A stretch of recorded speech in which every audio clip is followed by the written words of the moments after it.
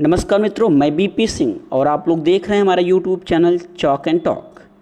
आज हम लोग इस वीडियो के माध्यम से कक्षा 11 की पहली पोयम अ फोटोग्राफ की स्टडी करेंगे। अ फोटोग्राफ, जैसा कि टाइटल से लग रहा है, फोटोग्राफ मीन्स चित्र, छायाचित्र। जैसे हम लोगों ने पहला लेसन प्रोज का देखा था, the portrait of a lady, same इसी तरीके से पोइट्री में भी पहली जो पोयम है अ फोटोग्राफ, ये भी उसी तरीके से है। जैसे खुशवंत सिंह जी ने वहाँ पे अपनी दादी की चित्र को उकेरा था, यहाँ पे जो कवित्री हैं शिर्ले टालसन ने अपनी माँ के चित्र को शब्दों के माध्यम से प्रदर्शित किया है। एक चित्र है उनके पास उनकी माँ का पुराना, और उनकी माँ अब इस दुनिया में नहीं है, तो अपनी माँ को कैसे याद कर रही हैं, इस कविता में लिखा है इन सारी चीज़ों को। तो आइए शुरू करते हैं पोयम अ फोटोग्राफ।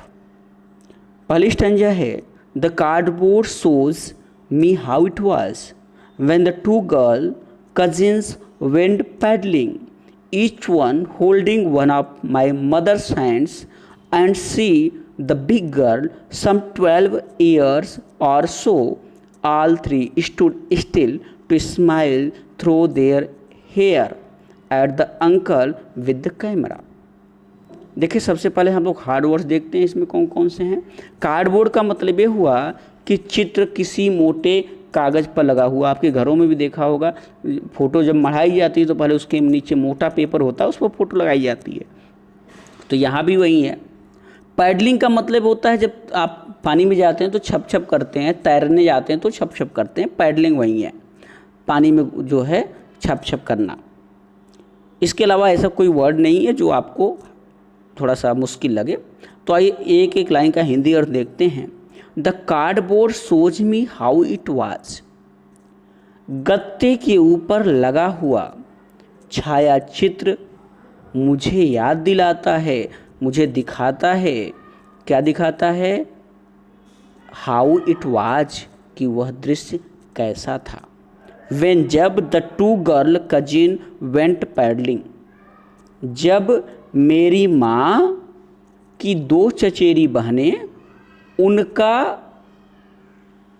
उनके साथ पानी में छप छप कर रही थी।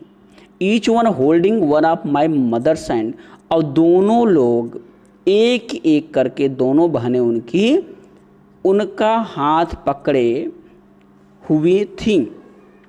And she the big girl, और सी का मतलब यहाँ लेखिका की माँ की बात कर रहा है। सी मेरी माँ, द बिग गर्ल उनमें सबसे बड़ी थी। सम 12 ईयर्स और सो, कुछ लगभग 12 साल की, 12 वर्ष की। All three stood still to smile through their hair at the uncle with the camera।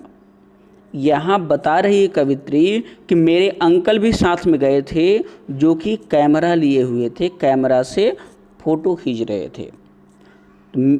किसके uncle?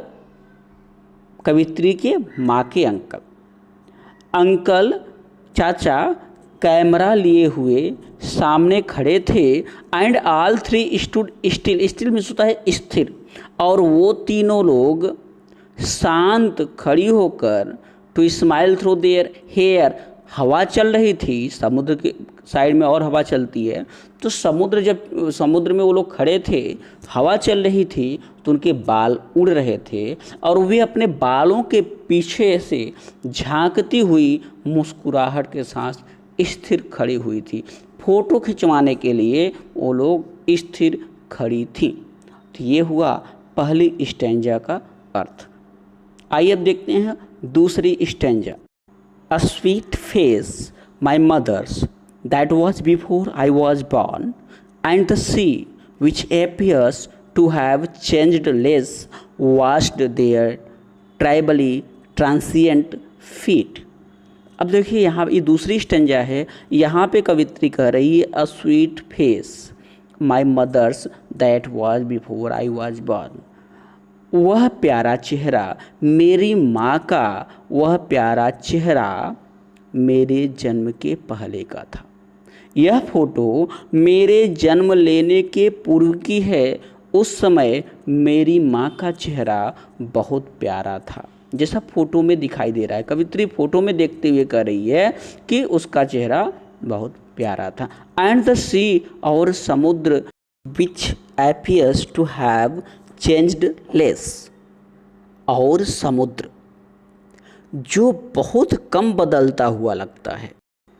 Vast their terribly transient feet, washed धोता है देयर उनका किनका, मेरी माँ और उनकी चचेरी बहनों का, ट्राइबली अत्यधिक, ट्रांसिएंट मीन्स होता है क्षणभंगुर, नासवान जिसको आप बोलते हो अस्थाई। अब देखिए लेखिका क्या कह रही है कि जो समुद्र है वो बहुत कम बदलता हुआ प्रतीत होता है, जबकि उनकी मेरी माँ और उनकी दोनों चचेरी बहनों के अत्यधिक क्षणभंगुर पैरों को धो दिया था।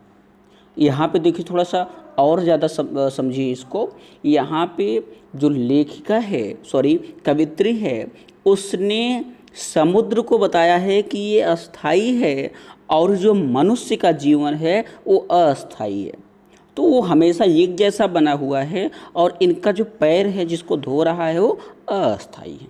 तो ये आपकी सेकेंड स्टैंजा है। तीसरी स्टैंजा देखते हैं। Some 20-30 years later she had laugh at the snapshot see Betty and Dolly she had say and look how they dressed us for the beach the sea holiday was her past. Mine is her laughter, both right with the labored ease of loss. अब एक इसका देखिए hard word कौन कौन से हैं इसमें। सम 20-30 years letter, यहाँ बता रहा है कि कुछ 20-30 वर्ष बाद, जब ये फ़ोटो खींची गई थी उसके 20-30 वर्ष बाद, she had laughed eight the Snapchat, वह स्नैपचैट का मतलब होता है छायाचित्र फोटो, वह इस फोटो को देखकर क्या करती है, सी हैड लाफ्ड, वो हंसती है और कहती है, सी Betty and Dolly, she had से, वह कहती है, क्या कहती है, सी देखो, बैटी एंड डॉली, बैटी और डॉली, वहीं जो उसकी कजिन थी उनका नाम था Betty and Dolly, and look how they dressed, और देखो कि उन्होंने कैसे कपड़े पहने थे, फॉर द बीच, समुद्र में जाने के लिए, समुद्र के किनारे, बीच में समुद्र का किनारा, समुद्र के किनारे के लिए हम लोगों ने कैसे कपड़े पहने थे। The sea holiday was her past, समुद्र के किनारे अवकाश के समय उनका अतीत था, अर्थात जब छुट्टियां मिलती थी तो वो समुद्र के किनारे घूमने जाया करती थी। माइन इज हर लाफ्टर, और उनकी हंसी अब मेरे लिए अतीत है। उनका अतीत था छुट्टियों को समुद्र के किनारे बिताना, और मेरा अतीत है उनकी हंसी। जब 30 साल 40 साल के बाद शादी हो जाती है उनकी माँ की, जब ये पैदा हो जाती हैं, उस समय वो फोटो देख करके कवित्री के साथ बैठ करके हंस रही हैं, तो हंसी कवित्री के लिए क्या हो गई है, अतीत हो गई है।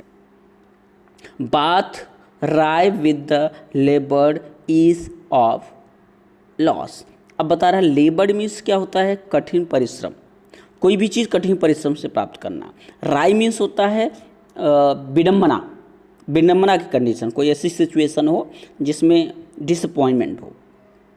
देखिए फिर से, both wry with the laboured ease of loss, इसमें होता है आसानी से, तो दोनों ही अपने अपने नुकसान को आसानी से भुलाने की विडंबना की स्थिति में हैं। लॉस मीन्स हानि, दोनों लोग, मैं और मेरी माँ, दोनों ही अपने अपने नुकसान को आसानी से भुलाने के विडंबना की स्थिति में हैं। ये आपकी तीसरी स्टैंजा हुई। आइए देखते हैं चौथी स्टैंजा क्या है। Now she has been dead nearly as many years as that girl lived, and of these circumstances there is nothing to say at all. It's a silences. देखिए अब कवित्री क्या कह रही है, now she has been dead nearly as many years as that girl lived. अब उससे मरे हुए लगभग उतने ही वर्ष बीत गए हैं जितने वर्ष वह लड़की जीवित रही। अर्थात वह लड़की जो फोटो में दिखाई दे रही है वो जितने वर्ष की दिख रही है उतने वर्ष उसे मरे हुए हो गए। अर्थात वो लड़की 12 साल की है जो फोटो में है, तो लगभग 12 साल उसे मरे हुए हो गए हैं। And of the some chances, और ऐसी स्थिति में there is nothing to say at all, और ऐसी स्थिति में कुछ भी नहीं कहा जा सकता है, कुछ कहने लायक है ही नहीं। इट्स साइलेंसेस, उसकी शांति मुझे खामोश कर देती है, शांत कर देती है। अर्थात कवित्री ये कह रही है कि माँ की मृत्यु ने मुझे शांत कर दिया है, अब मैं कुछ भी नहीं कह पा रही हूँ, अब मैं कुछ भी कहने में असमर्थ हूँ, इतना दुख है कवित्री को। तो ये पूरी की पूरी 4 स्टैंजा है, ये पूरी आपकी कविता, इसका हिंदी अर्थ हो गया। अगले वीडियोज़ में हम लोग इसके आगे की चीज़ों को देखेंगे। Thank you, thanks for watching me, B continue with us.